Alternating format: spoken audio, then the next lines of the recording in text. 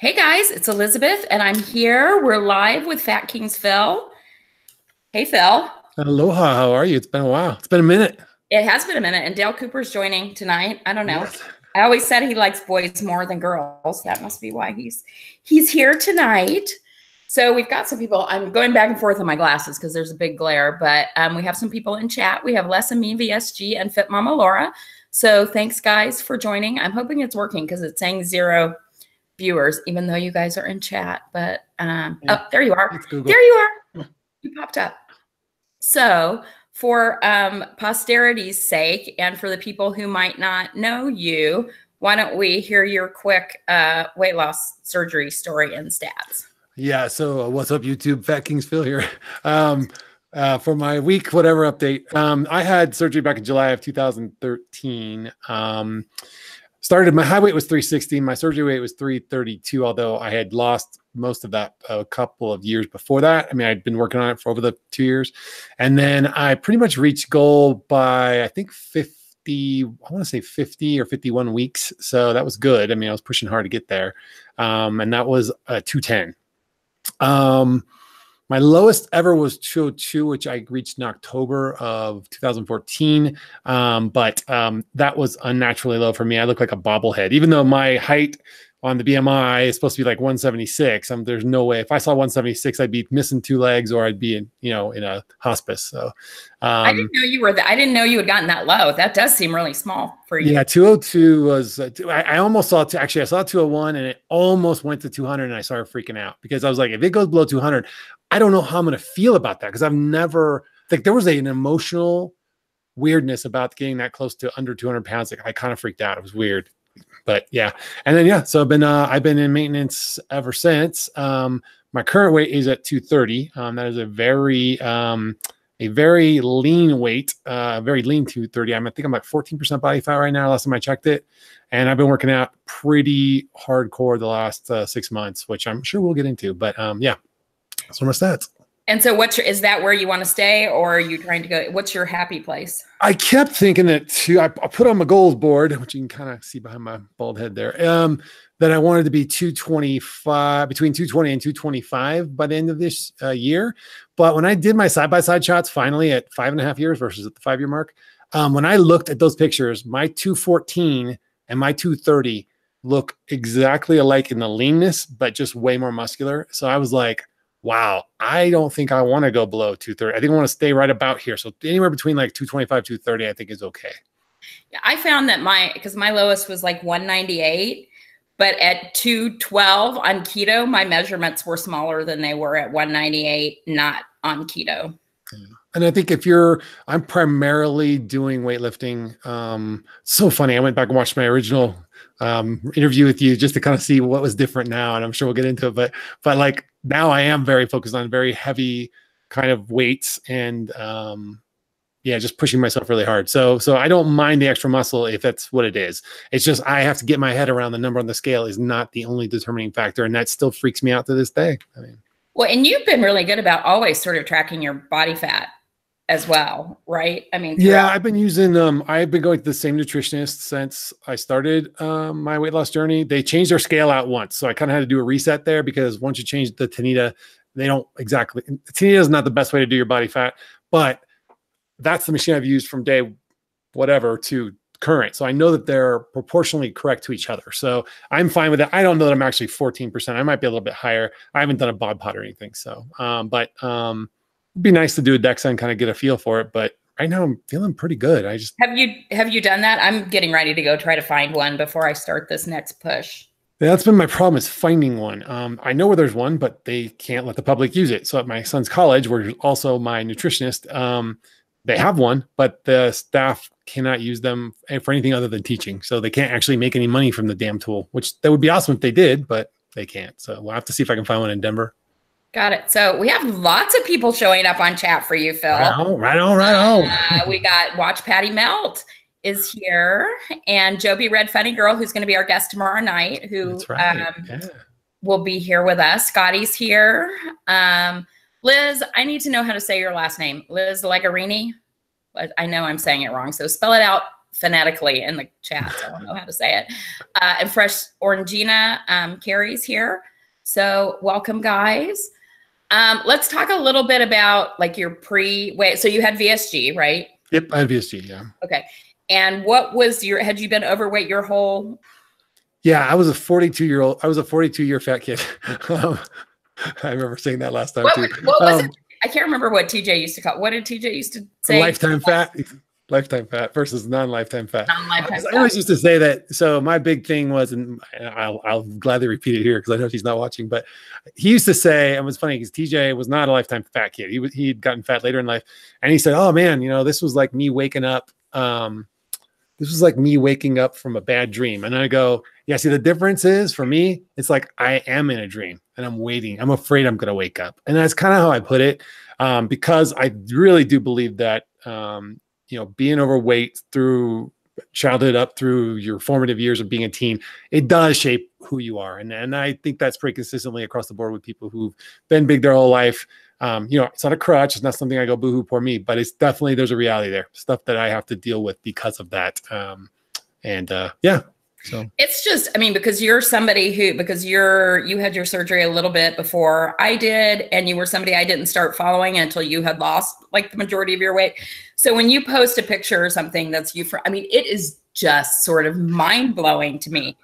Number one, because you look so much older. It is so weird. It's funny. Somebody else just told me that the other day, and I definitely see it, even though my hair was much darker in those pictures, and I still had a little bit in some of them. But yeah, it was. It's just a weird thing to see me now. I don't feel. I was talking to somebody the other day. It's almost like everybody who had surgery on the same day, and we got to our goal around the same-ish time. I feel like that was when we started over. So we all feel the same age, which is weird because I know we're not. Like I'm 47, another person's 31, another person's 20 something, but I all feel like we're the same age because we have. Well, that's just like, that's like my friends also. I was going to ask you how old you were because I wasn't sure, but I'm 52, you're 47. So we're on the older end of the sort of community that we've hung out with. Yeah. And I totally forget. Gracie the other day posted a picture of her baptism from 1985. And she's one of my best friends, and I do not think of her as being that much younger than I am. But I'm like, Jesus Christ, I'd already graduated from high school. It is very shocking. I've had that thrown in my face a few times, even recently. It's just kind of scary. It's like, holy crap. But people seem, I don't know. There's a certain maturity, I think, that comes with this type of, not that everybody does it, but the ability to have delayed gratification and go through a process like this and be a little selfish and put yourself first. Finally, I think that there is a maturing process that happens there. And then there's that whole youthfulness that comes out the other side when you're like, look at all the things I can do and look at all the amazing fun times I can have. And you're trying to play catch up for the time you didn't have. So it's just kind of funny. Yeah. So one of the things that I realized, my YouTube channel, which I think is funny now, was called Finding Elizabeth, because that's what I was thinking about when I started it. But I think, a lot of people say, oh, I'm this new person. I think this is who I was all along. It was just buried under like 200 extra pounds is how I feel about it. Yeah, I think it's funny that you mentioned that, because I've been doing a lot of the mental work this year. I'm going to say the emotional work, because the more I get into it, the more I think that it's more tied to the emotions behind it. But I feel like I have forcibly chosen to stare into the abyss and see who I really am. And was it the weight, or was it stuff before that caused the weight? So I always blamed all my issues and things on, well, I was a fat kid and this and that. Not like boohoo, poor me, because like we talked about last time, like I just overcompensated in every other way. I was funnier, smarter, I made more money, and whatever. Me too. It was just like charged hard to prove I was more valuable than people would believe.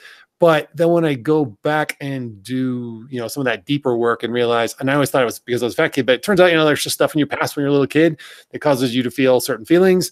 I know what mine are now, and I know that I kind of suspect maybe the weight kind of came from that now, which is kind of weird. Not that I wasn't predispositioned just in general. So obviously, I do have that it's a lot true slow metabolism, but I still only eat like 1,200 calories a day and work out 5 days a week. So it's that's my high calorie point. So obviously there's an issue there, but but I think the mental, emotional stuff really does come into play differently for everybody. So. And it's so funny that you said that, and that I have never thought about that before, because I always call it the mental mind fuck and doing, that work. And I did a lot of that leg work before I even had surgery, because I don't think I would. I mean, I was in psychoanalysis 4 days a week for a year before I even got to the point where I thought I deserved to have weight loss surgery in a different life. But it's so funny that you say it's not mental, it's emotional, because that's exactly what it is. Mental's, thinking about it, trying to figure it out, and really isn't that. It's more the feeling emotional. I think men in particular like to take things and, we'll take, the base things are what? Fear, pain, fear, sadness, happiness, and what the 4 core ones are. But yeah, well, no, because I think men will convert. Men will convert fear or hurt to anger, hurt to anger. We're just very good at it. It's like an innate trait to like, oh, I'm hurt, I'm gonna just get mad, I'm gonna go get it. I think having to stop and understand. Sorry, I mean hit the mic. To understand what's really behind that. Until you do that kind of stuff, you're kind of spinning your wheels a little bit. And I equate it to going to the gym. You go in, you pick up heavy stuff, and you deal with it for a session, and then you go home and you like are exhausted, and you recover, and you do a little work at home, and you come back and you pick up some more heavy stuff, and you got to do it. You got to keep doing the work. It's weird, and it really is emotional. It's your brain filtering those emotions. So. Yeah. And so, I wasn't going to get into this later, but since we're talking about this, I'm going to bring it up now. Don't be scared. No, I'm just kidding. I'm terrified. I'm totally kidding. Hold very still. But I've noticed, so I am like a big woo-woo. I joke to my friends. I mean, Amy got me this cup from Jennifer Mahoney that says bless and release. I'm all about the universe and the spiritual and emotional side of all this. And I've just noticed in your posts a lot, you're using the universe. And I haven't noticed you do that in prior years. Can you tell me a little bit about what your philosophy is around this stuff and where that's coming from?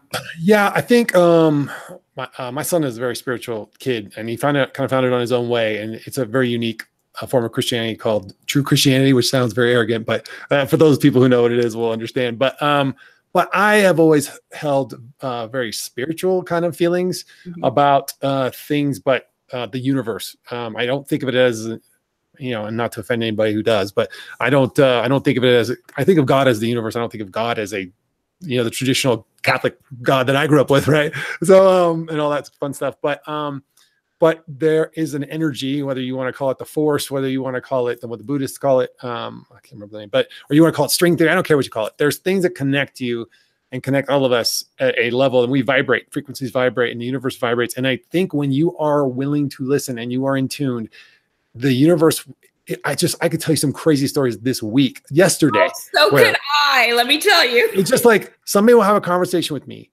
and I will be talking about a specific thing. And then 2 minutes later, I will go online, see a podcast pop up in now you could say that's Google listening, or I'll see like a video pop up that says about that specific subject, or I will have a conversation and go through that exact thing that I was just trying to convince myself was all good. And it will hit me. It'll hit me in the soft spot to show me that you still got work here to do. It's so crazy. It's just, it's nuts. And it's hard because the more you want to level up, the more the universe will test you. I was just telling somebody this today.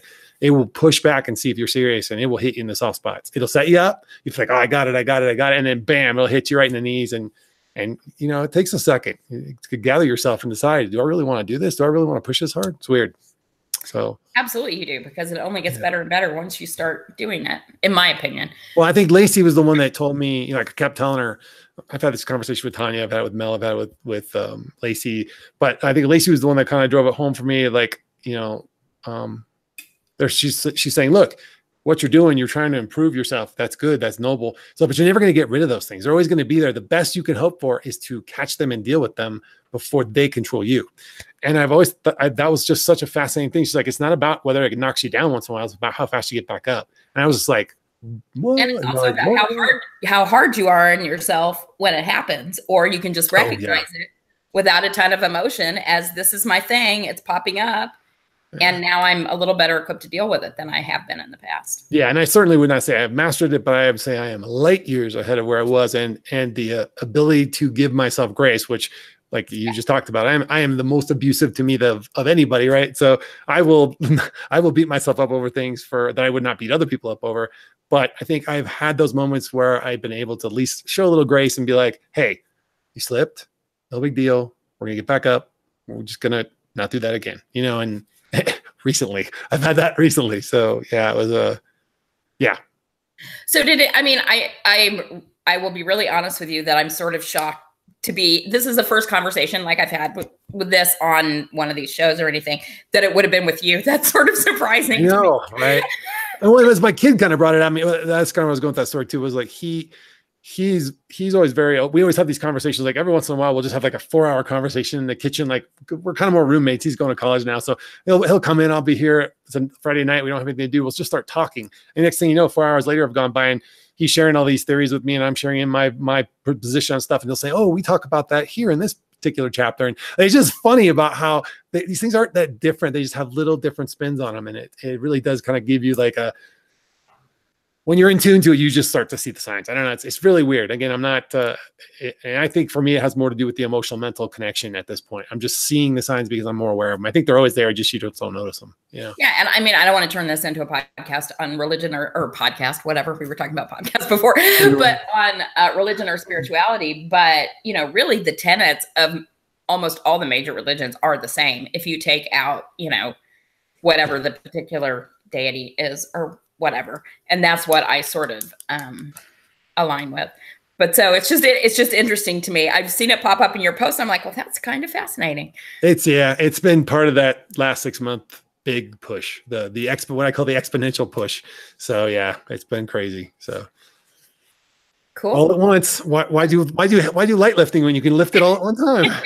Why not? Hey, I mean, I think a lot of people don't do any of the emotional where we were talking a little bit before we got on here about just like, you hit that certain phase where I won't give a number of weeks or whatever, but like you've got the endorphins kicking in, you got the hormones flooding in out of your depleted fat cells. You're feeling cocky, you're feeling sexy, you're feeling flirty, you're feeling like, you just want to get out there and enjoy it all. And there's that phase, right? And then, so you're like, I'm so happy, everything's so good. And then I think you kind of come off that into year 3-ish, I'm going to guess for most people, year 3, 4, and you start struggling again. And you start realizing that, all those hormones are back to normal levels, and the older you get, the lower they go. But yeah, so it's just kind of crazy that you have to kind of face that in a whole nother way and relook at the emotional piece all over again. It's just so weird.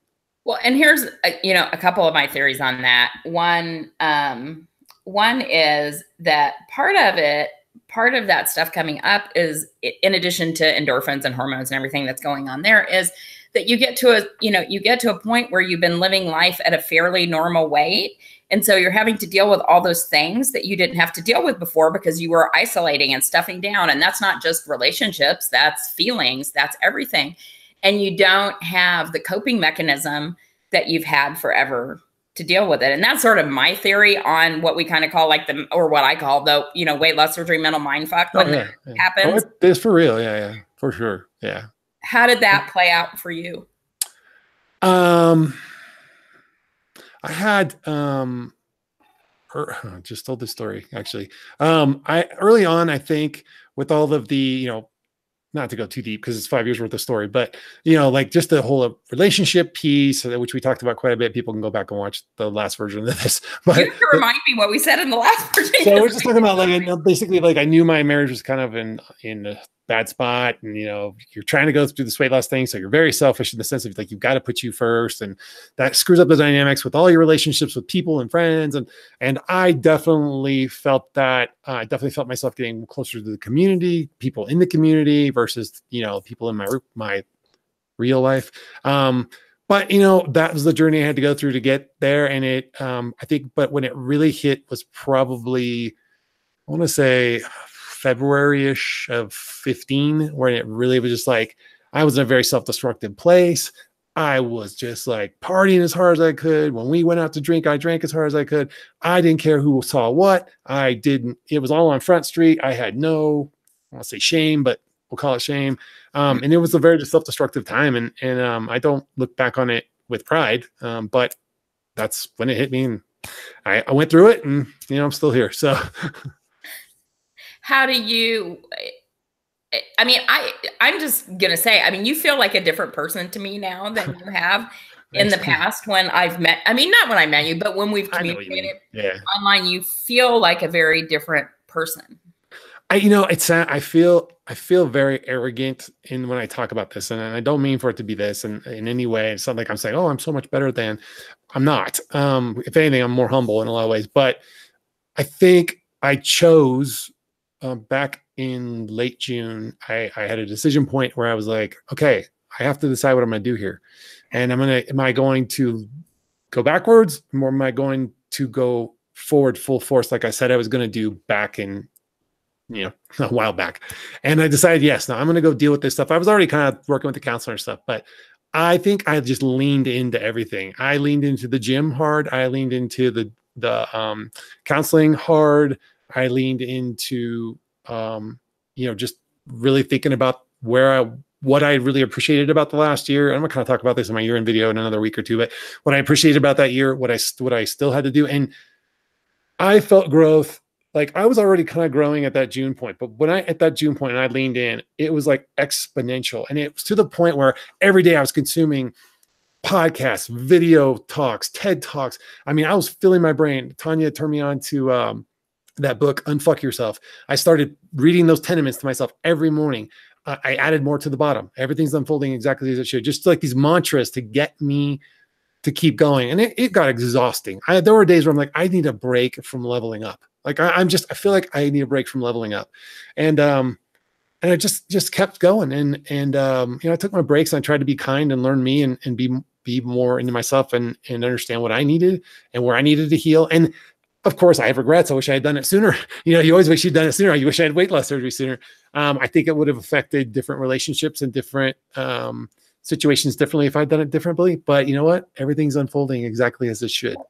I just have to keep believing that, and that the universe keeps testing me and I keep pushing. And I don't know. It's like, it's not, I don't recommend it for everybody. It is emotionally, mentally draining. The physical part's the easy part, to be honest with you. Yeah. I mean, and that's it. I mean, not that I wasn't into this stuff for a while, but I pretty much took a year off from everything when I was living with someone and was involved in that relationship. And as I tend to do, focus more on the other person than I'm doing on myself.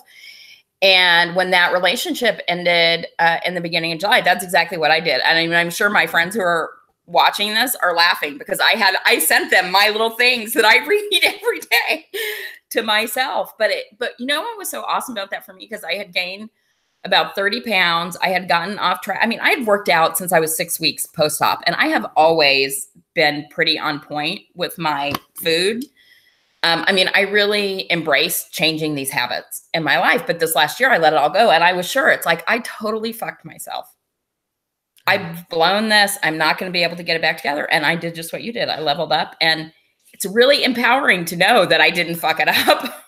Yeah. I think at the year 4 mark, I mean, I was in a loving relationship. I was very down on myself because I felt like I looked soft. I mean, I looked at my side-by-side pictures. My body did not look, 220, that was 228, which is funny because now I weigh more and I think I look better, but it's just, like you said, the measurements make all the difference. But I was 228. I looked very soft around the middle. I looked very puffy. I hated it.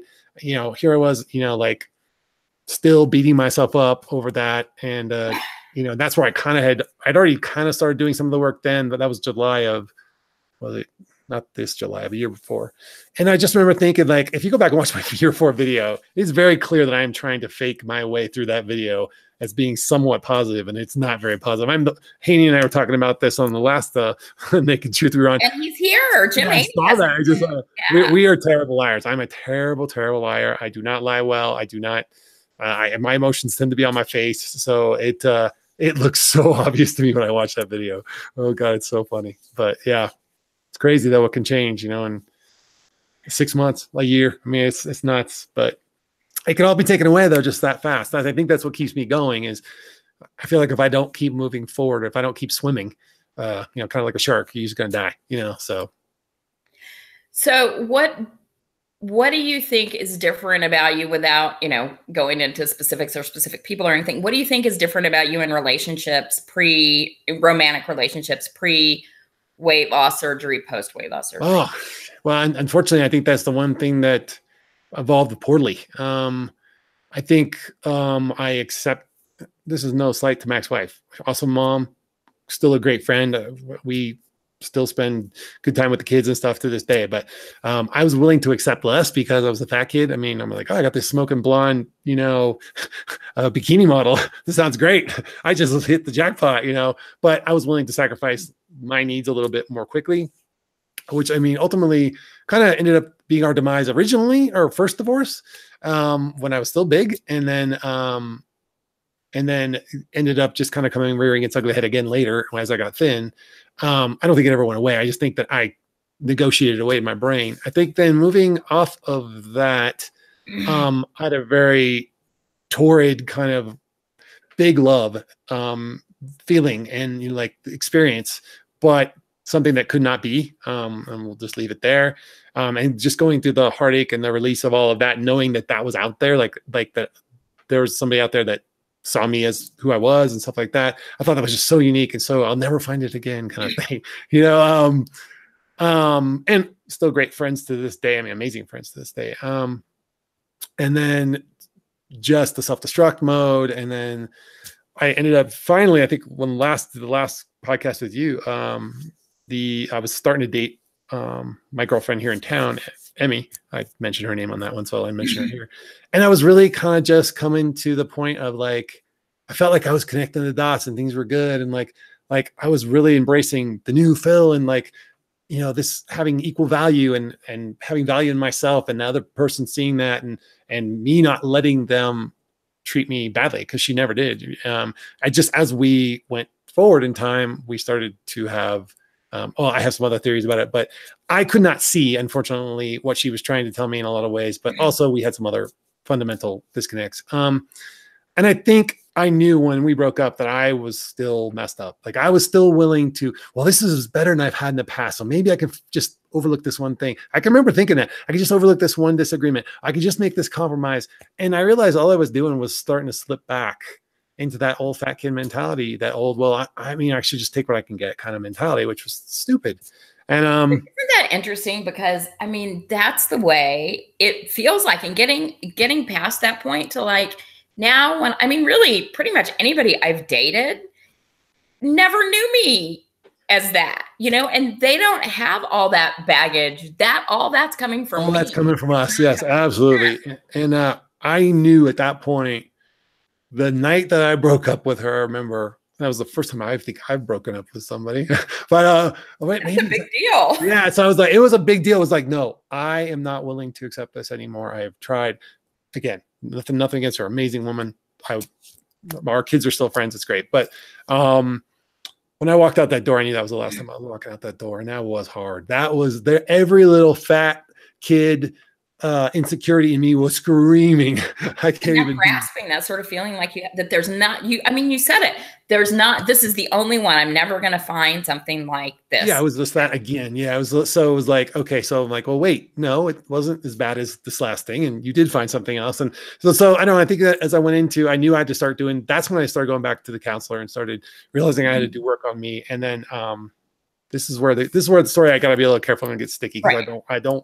I think everybody's been very respectful and sweet and kind about this, but, and minded their own damn business.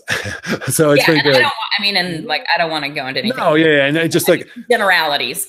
So the generalities were, as I moved into my next relationship, I was very specific in saying, look, I need to do some work for me here. And I got to keep doing this. If you're okay with going on that ride, it's going to be a little bit bumpy along the way.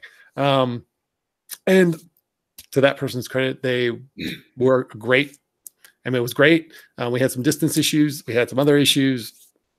Some stuff I don't even know what happened, to be honest with you. But everything happened as it was supposed to. And it got me to that place in June where when it did all kind of come apart, I had that moment of like, are you going to be crushed? Are you going to be just heartbroken now? Are you going to be, is this the beginning of the backslide? Because look where you're starting from. You're not starting from a very good place. And I remember thinking, no, I'm going to keep going forward, and we're just going to keep the friendship going and all that stuff. And again, everything unfolded as it should. Didn't work out the way I thought it would. I didn't think it'd be where it is now. But very very happy that I got that experience, because if that had not happened, I would not have pushed myself. And in turn, that person got to find all the good stuff about our relationship and whatever was missing. So everybody won. And I know that going into this, a long answer to your question, I apologize, but I know I am 100% sure that when I am ready, and I specifically said no dating for that first 6 to 9 months of me being solo, that when I'm actually ready to start dating again, I am going to be able to bring a very clear me to the table and be a lot more forceful about what I need, if that makes sense. And that's exactly how I feel this time around. It's just, I'm really clear and willing to claim what I want for the first time ever. Like always before, it's like, I have held that back because I'm afraid of what the other person is going to say. But if the other person doesn't like it, it's not my person. I think it's the same way. And it's very scary because you don't want to rock the boat. And again, kind of going back to like what I was talking about with Jim and I from last time was like, I would just rather, I am like, here's everything. The one time I withheld, I didn't know how to tell somebody something. I knew I had to tell them, but I was scared how they were going to react, and their opinion mattered to me. And I was so scared to tell them, This was definitely post-weight loss. And I remember they found out before I told them, and it was the most horrible hell, gut-wrenching pain that I went through. And I'm like, it would have been easier just to been the one to tell them, and whatever happened would have happened. And you know what?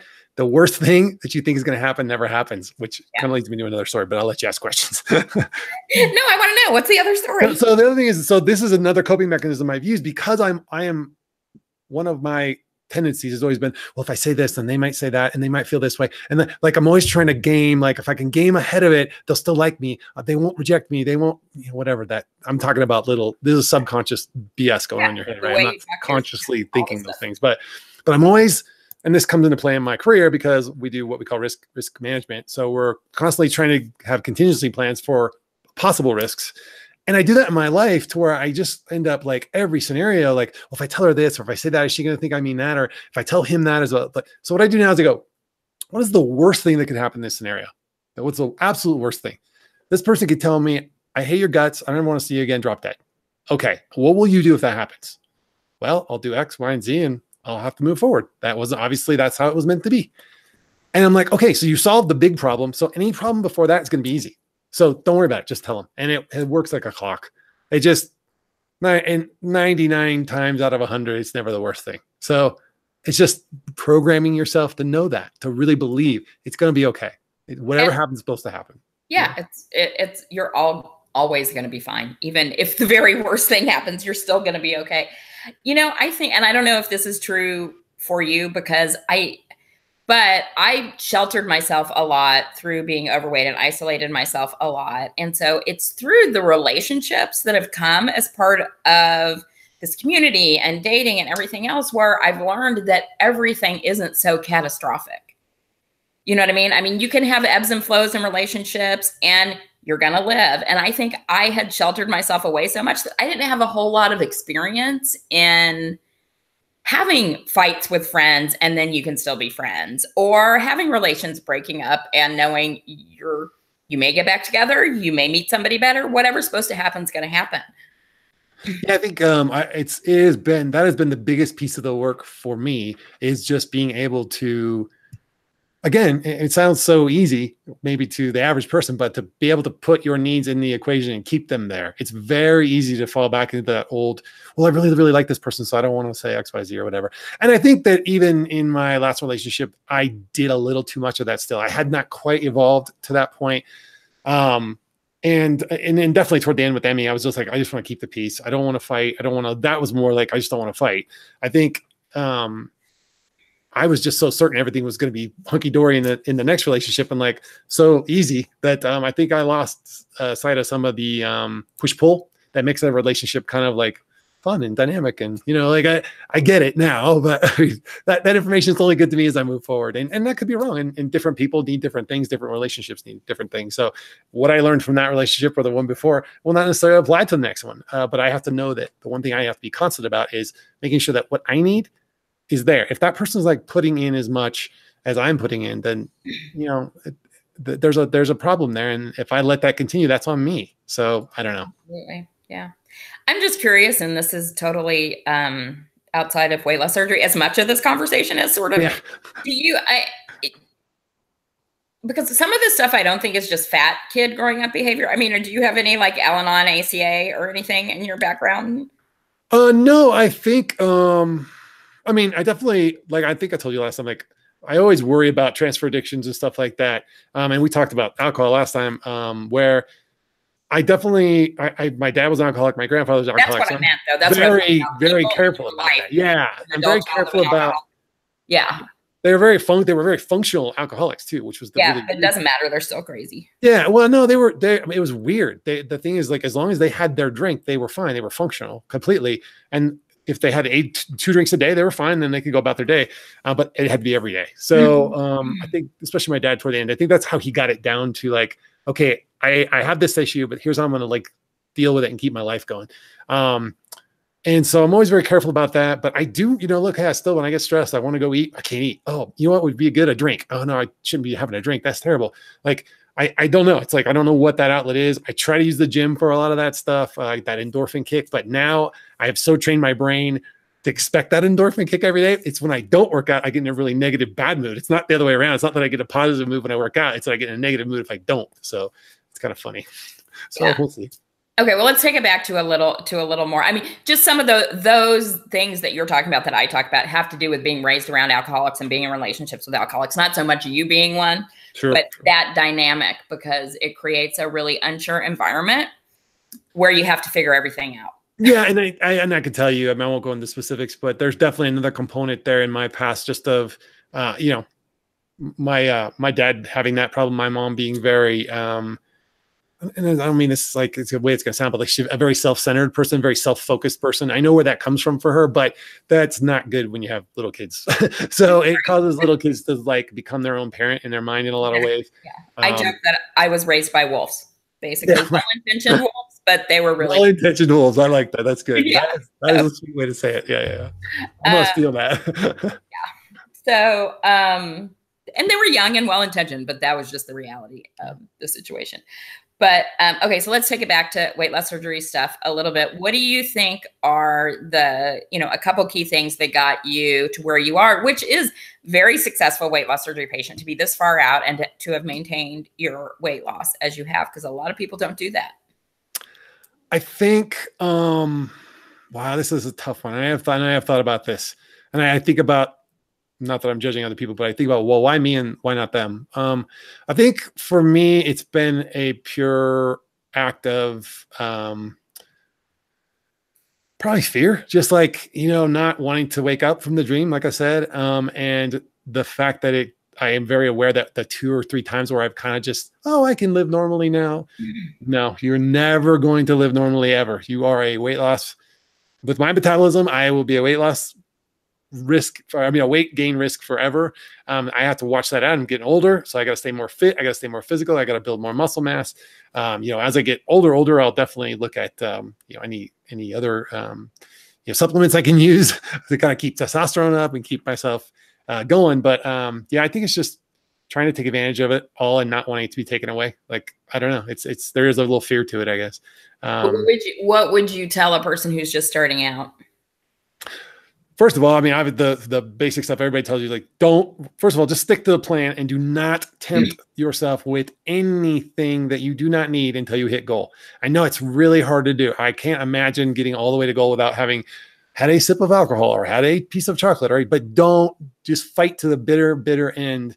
Break at the last possible second, because if you're not already at goal, you're just going to make it worse on yourself. And then from there, I would say just know that this is the rest of your life. The maintenance phase is just as hard as the losing phase, hands down. And harder because you don't get the positive reinforcement that you got before. That's where I was going. Yeah. So you'll be in year 3, and year 3 is going to be I think it's year 3, is to be a harsh wake up call. It's going to be, you're going to feel normal. You're going to be living normal. You're going to be having all the things you thought were part of a normal life, whether it's whatever it is, friendships, relationships, activities, whatever. And then all of a sudden you're going to start packing weight on, and it's going to be a pain in the ass to get back off. Just terrible. So much harder. Yeah. Do you feel like the way you showed up so you've said you were an overachiever to sort of compensate for your weight, which I can also relate to. Do you has the way you've shown up in your job changed at all in terms of maybe similar? Because how I've seen it change for me is that I want to get my needs met in my work environment too, which I was less prone to ask for also before. That's a good question. I think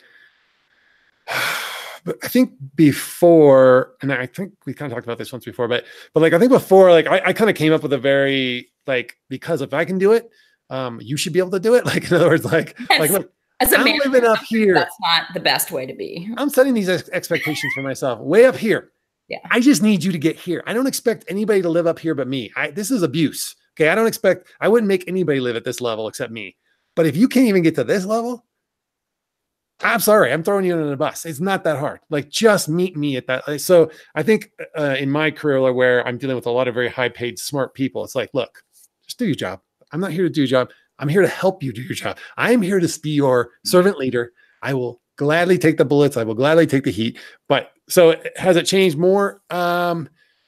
Probably, but it's been so long now, and my career's been so, I've been on a very different kind of career path from my weight loss path. They were a little out of sync, that where I'm at right now, I'm kind of like just taking on bigger projects all the time and doing bigger things, but they're the same core, skills and the same people interaction. So. Okay. So because I've noticed just like with the last couple of shows that like some people didn't know Lindsay, some people haven't known these people who I feel like everybody should know because they were and I don't know any of the new people. So, but talk a little bit about the stuff you've done. I mean, number one, why did you go on YouTube personally? And then talk about the 2 shows that you did also, so people know they're there and can go back and look at them below. I'm one of the nutballs that still puts a video up every week. There was a time where I was only doing them for like monthly, but I went back to weekly. And I did, although I didn't do one this week, but yeah, so basically I got into YouTube primarily once TJ said, hey, I'm going to do this thing called The Sleeve. You should look into it. So we started looking into it. And TJ and I had already been doing Fat Kings, which was at the time was a show about being a fat guy. Oh, wait, you guys were doing Fat Kings before weight loss surgery? Oh yeah, we were actually opening a whole clothing line called Fat Kings because we wanted cool, like, and Jim, come on, chime in on this one. But sorry, I missed this. There's no cool. Before, lots of brain cells have died since then. There were no cool clothes for fat guys. Like, there were no cool t-shirts and no cool, like, with the logo wear and all that stuff. So we're going to build a brand called Fat Kings, and we're going to bring like cool clothes to fat guys. And that's all we're going to make clothes for is fat guys. And so we started making this podcast, video podcast, to kind of build a brand around Fat Kings. So we did this like caricatures of ourselves where we were very obnoxious to, like, gruff and weird fat guys talking about strange shit like stun guns getting put in your stomach as a weight loss thing and patches being sewn on your tongue and all kinds of crazy stuff. So we used to make fun of all that stuff. And then ironically, when we started to have weight loss surgery, we had to get a little crow, but we had taken a break in there. So if you go back and find the bad stuff, the old stuff, you'll be able to you throw us under the bus. But we started doing it together just as like, okay, we're going to do Fat Kings again, but document our weight loss journey, and we'll do a show every Friday, and we'll have the community come in and we'll all participate and have fun. And who was but are you talking about your community before weight loss surgery? Who was that? No. So this is once we had the weight loss surgery. I apologize. So yeah, the weight loss community, because what happened is I started watching like Kirk and Mike, and the only guys out there were our gay brothers. And like, they're the only ones brave enough to go through weight loss surgery and post about it online. I'm like, dude, where's the rest of the boys representing? Like, Big Tony was the only one I could find. And then once he kind of lost all his weight, he took off. But he was kind of a badass. I enjoyed watching him. And then, yeah, so TJ and I are like, we'll do it. And then, so we kind of started becoming the guys. And then Fat Kings kind of evolved on its own. When we lost all our weight, we got some relief Fat Kings in Walter. So wait, before we go on, let's talk about where are they now. So what's up with TJ, Walter, and what was his name? Andrew. Yeah, so TJ lost all his weight. He's a huge Brazilian jiu-jitsu guy. He's retired. He's much younger than me. Like his wife's 12. retired. Yeah. So they're like traveling, and they have a house in Florida. They're doing great, but he's kind of like on to his back to his regular life, Because he wasn't a lifelong fat kid. Right. Not held down like the rest of us. Okay. And then Walter's in New York. He met with Erica. Are they Erica? Yeah. That is the best. That is the they're best so cute story of the weight loss surgery community. Yeah, it was very cute. And I did get to finally see Walter in person last time I was in New York last year. I was so happy like get to see him, put my arm around him, and buy him a drink. I was pretty hammered by that point, though. I felt a little bad. So sweet. But it was awesome to see him. And as far as I know, they're doing great. Once they kind of got together and did their thing and they're off in New York, they kind of sequestered again too. And I think that they look happy and they look very good. And just FYI, people have requested Walter. And I've asked them so many times. I didn't even ask him again because. Yeah, I don't think that he's eager to come back to the community. I know a couple of people who are not, and I still talk to them on the regs, and I don't talk to Walter as much, but yeah. Andrew's wife just had surgery. I saw that on, I guess, in the YouTube. Yeah, so he's kind of coming back too. So I think he'll be back in the community, kind of grinding away with her. So yeah, that's where everybody is. And then 50 Shades of Maintenance. 50 Shades of Maintenance was the idea of like, once we got the maintenance, let's talk about that. So I originally had a concept of the show of being like a fireside chat. Unfortunately, since we're all over the country, I can't exactly put 2 chairs here and set up cameras. And it was going to be a very intimate fireside chat, kind of get down to the real deep emotional pain, and just like we're doing here today. Trying to get people to cry on camera is pretty much what I was after. But TJ's like, no, here's what we're going to do.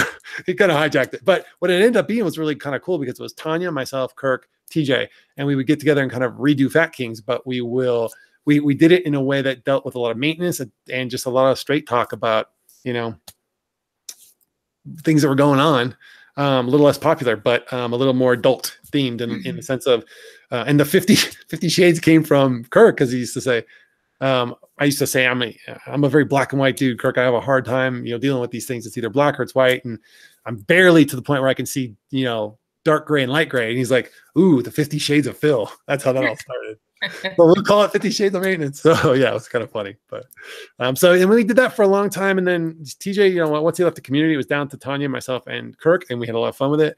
And it's just, Tanya's life got busy. My life got busy. Kirk's life got busy, and that was it. Yeah. I know, it's hard. I always said I was going to do it forever, and then I stopped. But I have to say, it's been really fun to do this, and we have 2 more shows till I disappear for another year. But it's been super fun to connect back with other people. So, talk a little bit about how about the relationships that you've made as part of this community have impacted your life and your weight loss. Let's see. So I will say that once I kind of connected with our core group, again, Kirk, Tanya, all the people, Lindsay, Lauren, all of the folks that we were in the original class together. You can go back and look at the Tampa photos. Pretty much everybody in those photos. No, those Tampa videos were what made me decide to make videos. That was the week you guys were in Tampa, the week I had surgery. And I watched those and I was like, wow, look at all these people. I want to have friends like that. There were so many people, Mel, Lacey, just tons of people in that core group. To this day, there's very few that I have lost touch with. We're all still very close. Even though some folks have stepped away from the weight loss part of it. I still talk to those folks on the reg, and we use Marco Polo a lot. That's all on Gracie. Gracie's Gracie is responsible for all the things. Everybody who works for me hates Gracie because I make Marco Polo now because we work virtually.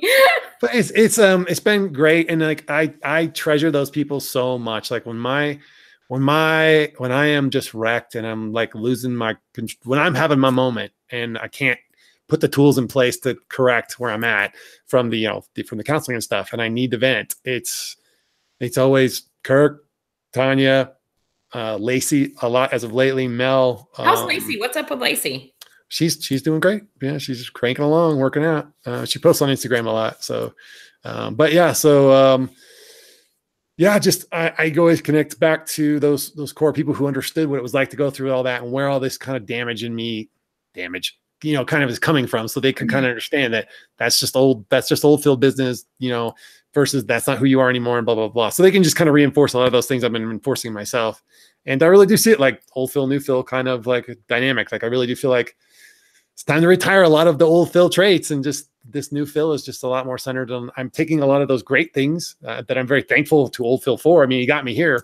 He got me through all the way to the last few years, but now new Phil has to take the reins and kind of move us forward, because we still got epic shit to do, and I got still a lot of stuff to grow and a lot of stuff to fix. It's for me, not for anybody else, just for me. So. No, I totally lost my train of thought. Oh, I know what I was going to say. One of the questions that I get a lot from people is, how do you develop these relationships with people in the weight loss surgery community? And I know for me, I mean, I'm fortunate in that I live in a place where a lot of people actually live. So that makes it a lot easier. But my closest friends, many of my closest friends don't live near me.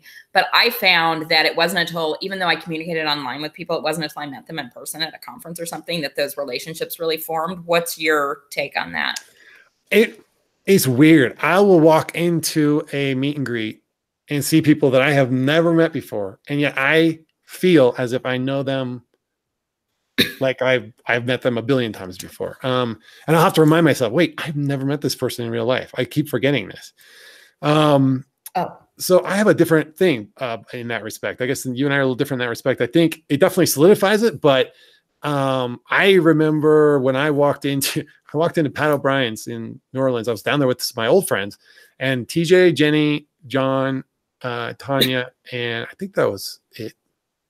We're all in Pat O'Brien's, and we walked in, we saw him, and it was just like, and I had never seen Tanya at that point, but it felt like instantaneous, like, oh, because I had seen TJ and Jenny a ton of times, and John I'd never seen before either, and it just felt like, bam, completely like we'd known each other our whole lives, like family. It was crazy. It's crazy. Amy just texted me and said she feels like we're in a therapy session, but anyway. We probably are. But talking about this reminded me of the question that we had that came in from it's ADZ ads. Yes. Yeah.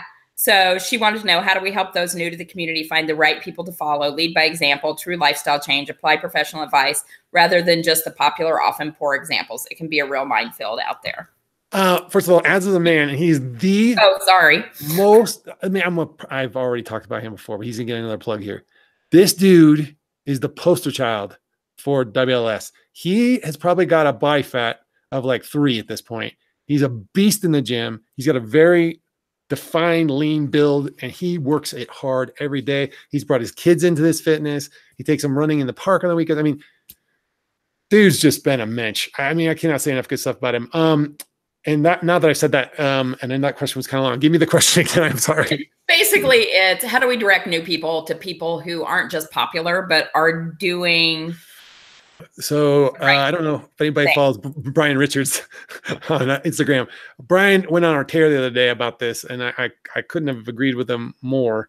I think the problem is that people go out and they look at what the popular people are doing, the people with a lot of followers, and they're like, well, so-and-so is out partying every weekend and having a good time and buying all this shit online and doing this and doing that. And, buying $55,000 worth of keto stuff. I mean, like I can do it too. It's fine. That's how much it costs. This is how I'm going to be successful, And I think that is a dangerous trap. Popular does not equal successful. That is not to say that some of the popular people are not successful.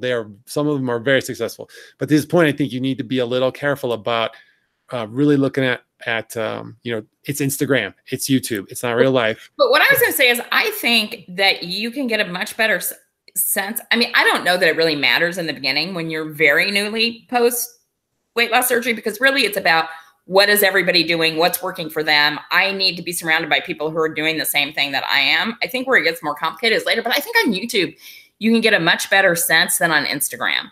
I agree with that. Yeah, I feel like everybody's moved to Instagram and following people on Instagram, but I don't think you can get a real sense of anything about people from Instagram. I mean, most people don't run their mouth for 15 minutes on Instagram. Some do, and I think that they're probably some of the better ones. I mean, their stories will just be forever. But that being said, I mean, I don't think that medium works well for that, but I'm old school YouTube guy, so I still do use it. But yeah, I agree with the sense that, I mean, like, look at people who have stumbled, and then what did they do at that point? And I think that there are plenty of people who have just knocked it out of the park, had a setback, owned it, showed that. And Ads he's in the chat right now. There he is. I am so sorry that I called you. It's because I didn't have my glasses on when I looked at your eye. But I think I think that we really do have to try and mentor people, and if you are a little further along, it's why I keep making videos, to be honest. I mean, I feel terrible. I feel like I got nothing relevant to say. What do they want to hear from this old, 5-year out dude? And then I'm just gonna stop making them next week. And then somebody will drop a comment on my video like, oh my God, I mean so much. Or, like Ads reached out to me and was like how important it was for him to have those. And I was like, shit, I got to keep doing them, man. It's like, Well, if it even catches one guy, one person, one woman in the next year, well, then I did my job. I mean, fine. I gave back, you know, I don't know. I got a holiday card from somebody, that I didn't even really know from Instagram. I mean, and that's what really gets me is the ones you don't know. And I got a holiday card and she said, it's because of you showing me that this is possible that I have this life now. And it's like, okay, it was all worthwhile. But Ads had said earlier in the chat, had talked about that these are the kind of conversations about, you know, emotions and feelings that need to happen more. And I 100%, I think the people who've been around a lot really have value to add, because the first 18 months, it's all about what you eat and exercise. And there's some emotional stuff, but it's not till you actually lose the weight that. Yeah, there's different levels of this. I'm gonna be careful about this, but for starters, I think the most underutilized, and across all of the systems I've seen, Canada, here, Australia, there is zero mental therapy kind of work that goes along with this. I think if you have to go in and get your blood tested every quarter, you should be having to go in and do a therapy session at least once every 2 months, just to kind of deal with all the emotions and the hormones. And like, just, you know, I mean, I think it's great that we have YouTube to kind of act as a surrogate for that, and Instagram. And in a lot of cases, again, I'm not shitting on Instagram. I like Instagram. I use it a lot. There's a lot of good people on there. I mean, I've met some amazing people who, they come on they come into your world and you're like, oh my God, this person's like, really, I can feel that energy. They're going to level up. They're in that leveling up phase, and it's exciting to watch and get to know them and stuff. And, where I was going with that is like, the next level up is like you taking a look at yourself and being like, because you're going to be happy, like, oh, I lost the weight, everything's great, and blah, blah, blah, blah. And your relationships are going to start blowing up. And I'm not just talking about emotional, I mean, I'm not, romantic, but like friendships and stuff. And that's going to start blowing up. And then you're going to start trying to medicate that in different ways. And like, and you've got to look at yourself and be like, wait, there's some stuff in here that's maybe broken still that I need to think about. And it doesn't make me bad. It just makes me, it's like software. Like Windows has certain quirks that they have to patch. You know, you got to patch yourself. You got to go in and patch yourself once in a while and be like, okay, I can't take that away, but I can put this patch in there to keep it from causing a critical error where I drink a whole bottle of whiskey and cry my eyes out, or whatever, as an example. And then there's the next part where I think, and again, not bragging, just where I'm at on my journey is like, you're looking deep down into the stuff and going, this is where I want to go. This stuff is holding me back. I need to know how to address and finally get my arms around this and accept me and learn who I am and be actually really proud of all the stuff I've done and take the moment to do that if I'm going to move forward. And I really feel like it's like that humbleness of like going into the gym and putting 15 pounds on the bar and starting with 15 pounds and working your way up. Like you got to be humble to do that first set of work that makes you feel like, oh crap, I can barely lift 15 pounds. Like you have to have that humility. So I don't know. There's emotional work just like that. So. Okay. I want to ask you, we're running out of time, but I want to ask you one more question before I go to the question. So you have a job where you're very, you're a project manager, right? You're analytical, you're very detailed. And I've heard you talk in your personal life about your goals and how you have this great progression. How do you mix that with some of this more spiritual, emotional stuff so that you're not trying to micromanage your mental health? So, I'll try and make this short. So I go back and watch my January 1 or whatever it was, New Year's goals for this year. And then look at how my life actually turned out. So, there's things there that I was certain I was going to do, and I achieved a crap ton of them. But then there were other things I was certain of that went away, and I didn't plan that. And like, I could never have foreseen that. Like, you couldn't have convinced me of that in the beginning of the year. And then other things happened. Other opportunities came in because I was willing to humble myself and open myself up to what the universe was trying to teach me. That these other things came in that I would not have had those opportunities if I had maintained the path I thought I was supposed to be on. So one of my big moves for this year, and again, I was going to talk about it in my next video, is I'm going to plan stuff. There's stuff I want to do. There are big goals I have on my board still that I want to do, and little goals too. But I want to leave 33 to 45% of my life just open to what is the universe got in store for me this year that I cannot even imagine is coming. Like, I have to be That's open to exactly listening. what I was getting. That's exactly what Yeah, I I was have to getting. be open to listening for it because it's gonna be there, and if I'm listening for it, it'll take me there. And I really thought I had one of those. I'm not so sure I haven't had another one of those big aha moments recently, but I'm waiting to see how it plays out because it logically I could tell you there's no way that's something's not that is me wanting something that's not clearly there. And then there's this other part that's like, now it feels like something's here. I don't know what it is yet, but there's something's here. I just got to be quiet and listen, see what happens. So, I mean, I just have to tell you, I mean, I don't know you well, but I've known you for a while and we've interacted, couple years, you know, a couple years, few years. But I really do see a humility and a sort of difference in you that's very nice. I appreciate it. And again, Lacey will beat me up for saying this, but because I think the being alone on purpose, was something that she really said to me, that's something you need to do. You need to do that. Be alone for a while. Just be alone with you. And it was so good. I think I'm kind of wanting to get out of that now. I don't know that I really should be getting out of it now. I'm waiting to see kind of where that shakes out. For a sign of resistance, I might jump back in the single, no dating pool, but I did that on intentionally to work on me. And I think that it's paid dividends in the sense of that. But I do know now that this Phil, when I do go to another thing, oh my God, it's just going to be so much better. That person is going to be so lucky because I am so further down the track now. Yeah. It's just on where I am at just with me. And the fact that I respect me and, have high demands for myself, and what I expect from other people, how you let people treat you kind of thing. So, not that I was ever treated that badly, but that, I just need to be more, alpha and lead a little more and be a little more, driving, if you will. So. Well, that's awesome. So I won't ask you, since it sounds like you're going to make a video on it. I won't ask what you can ask. Well, what are your a couple of big picture things for you for the next year? I think the big lesson I took away is that I want to travel more. Like I did much. I got to see so many amazing places.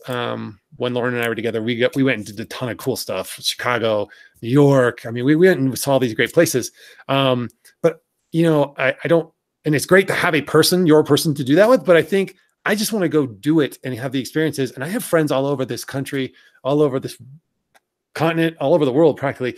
And I kind of leaned into that too. Even at the end of the year, I went to Australia with my daughter and we saw Mel and her kids. They're coming out here in next couple weeks. And then I want to travel, I want to get out. I'm gonna go see Tanya and John again. I'm gonna just get out and create those moments and create those memories with people. And I'm trying to diversify that across more people just in case, but so you can at least have somebody to reminisce with.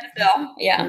So, reminisce and be able to remember that time we did this and blah, blah, blah. Cause there's so many special little unique moments that if you stop and you have moments, always say experiences, not things. That's what I want to do more of that. So that's one of my big goals. And that's pretty much, I think, the most nebulous of them, but it is definitely the biggest. That's a good one. Yeah, that's one of mine too. Okay, so I know you've answered these questions before, but let's run through them. What's your favorite word? I had written this down because I remembered I wanted to talk about this. My favorite word I think is I think I'll just say what I said last time, although I did change it, but I'll say yes. It's no fair because you went back and because I really thought about it. I did go back, but I really thought about them this time. And I was like, oh, I know she's going to ask me this, but you know what? I know where it is. I can pull it up. Give me 1 second. Okay, get your cheat sheet. Get my cheat sheet. Behind the man behind the curtain. Do you want me to wait while you get your cheat sheet? Well, now the pressure's on, so I don't want to hold up the show here. Where did it go? Here, what is it? Well, we have huge things going on in chat. I'm gonna have to go back and read this because you guys were having all kinds of conversations. Well, that's good. Keep Spring Bishop's here. I saw her when I was in New York a little while ago. Okay, who came to visit me I guess 6 weeks ago now, but was awesome to see was Melly May. It was great to see her.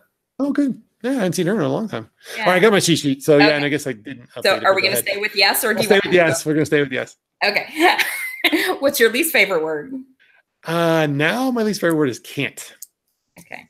What was it before, since you know? I don't think I had a least favorite word last time, Okay. but it's definitely changed. What turns you on creatively, spiritually, or emotionally? I've gotten a real appreciation for people who value the efforts and the integrity of other people. And especially when it's directed at me. I really like it when they appreciate me and my efforts and my integrity. But yeah. What turns you off? Hypocrisy remains my number one biggest sin, and I think that victimhood mentality of it's never too many people, I think, want to blame other things and never look at themselves first. I'm not saying that it's always our fault, but we always play a role in it. Well, and the only person we can change is ourselves. Right. Yeah, you're pretty much screwed on trying to change anybody else. So what turns you off? Oh, I said that. Yeah. Right. What's your favorite curse word? Still fuck. That's the all-time favorite. What sound or noise do you love? I think it's the same thing as last time. Like we'll call it the orally stimulating little uncontrollable sounds of pleasure. How about that? I don't remember you saying that last time. I didn't say it that way last time. Okay. What sound or noise do you hate? Still backup alarms on trucks. They still back up those damn trucks at 6 a.m. out there. I hear them every morning. That's what your answer to the last question is, the difference between having women and men on the show. We need more men on here. What profession other than your own would you like to attempt? Screenwriter. Still screenwriter. Yeah. Okay. How's that going? You know what? That's something I had to put down this year. It takes a lot of emotional.